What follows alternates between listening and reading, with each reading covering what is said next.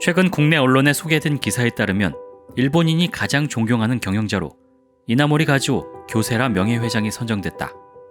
그는 사원들의 고용 안정을 추구함과 동시에 실력 있는 인재를 발탁하는 데 힘썼다.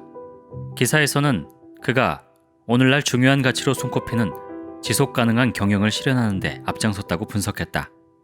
그는 자신의 저서에서 지금까지 걸어온 90년의 인생과 반세기가 넘는 경영자로서의 발자취를 떠올리며 스스로에게 마지막으로 다음과 같은 질문을 던졌다. 나는 어떤 리더인가? 그는 현재의 자신이 있는 것은 지금까지 자신을 지지하고 도와준 수많은 사람들 덕분이라고 강조한다. 회사가 존속하는 것은 열심히 일하는 직원이 있고 또한 제품을 구입해주는 고객이 있기 때문임을 잊지 말아야 한다고 말한다. 60년 전 그가 교토에 막 작은 중소기업 교세라를 차리고 사업을 시작했을 때의 일이다.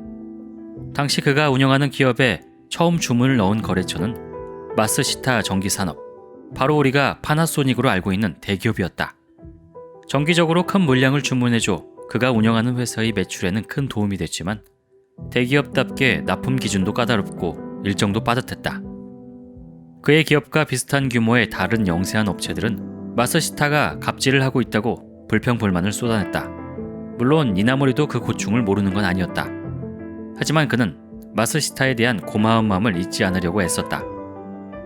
매년 변함없이 발주를 해준다는 점, 그리고 까다로운 조건을 맞추기 위해 교세라의 기술력도 덩달아 단련된다는 점을 되새겼다. 아무리 합격 기준이 까다로운 주문일지라도 완전 납품을 위해서라면 반드시 해내고야 말겠다는 각오로 일에 매진했다. 그렇게 수년이 지나 이나모리의 교세라는 그 규모가 조금씩 커져 미국 시장에 진출했다. 이번에는 당시 거침없이 성장해 나가던 한 신생 반도체 기업의 주문을 받게 됐다.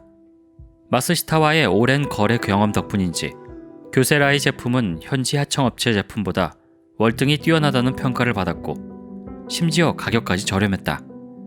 제한된 일정 안에 수백만 개 부품을 제조해 납품하는 데 성공했다.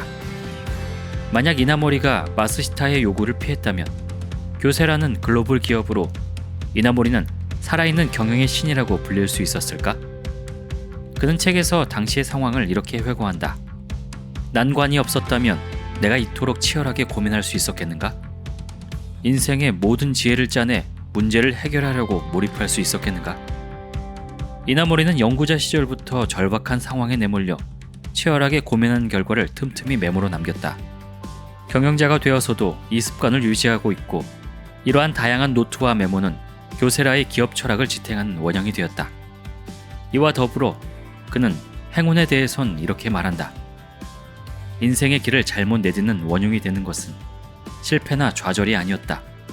사람을 몰락시키는 것은 늘 성공과 칭찬이었다. 그는 자신이 가진 재능과 능력은 결코 나 자신의 소유물이 아니며 우연히 주어진 것뿐이라고 말한다. 또 자신이 맡은 역할을 다른 누군가가 맡더라도 조금도 이상한 일이 아닐 뿐더러 오히려 훨씬 더 잘해낼 수 있다며 자신의 능력과 재능을 세상을 위해서, 인류를 위해서 사용하자고 다짐해왔다고 했다. 이나모리는 경영자로서 60년을 살며 끊임없이 겸손한 태도를 유지했고 행운을 잠시 스쳐가는 바람으로 난관을 자신과 회사를 성장시키는 기회라고 믿었다. 인생을 살다 보면 분명 넘지 못할 것 같은 난관이라는 이름의 거대한 산을 만난다. 그때마다 우회 길을 찾거나 등정을 뒤로 미루지 않았는가? 하지만 한 번은 산을 정면으로 돌파해야 할 때가 있다. 그 순간을 놓치면 다음번에 만나는 산은 쳐다볼 엄두도 내지 못할 것이다. 그러니 인생의 승부를 미뤄선 안 된다.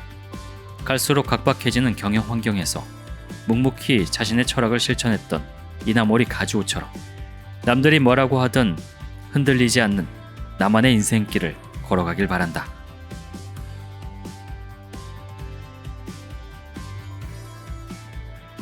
재난은 기꺼이 받아들이고 행운은 신중히 받아들여라. 반세기 경영 끝에 깨달은 마음의 법칙. 왜 일하는가? 왜 리더인가?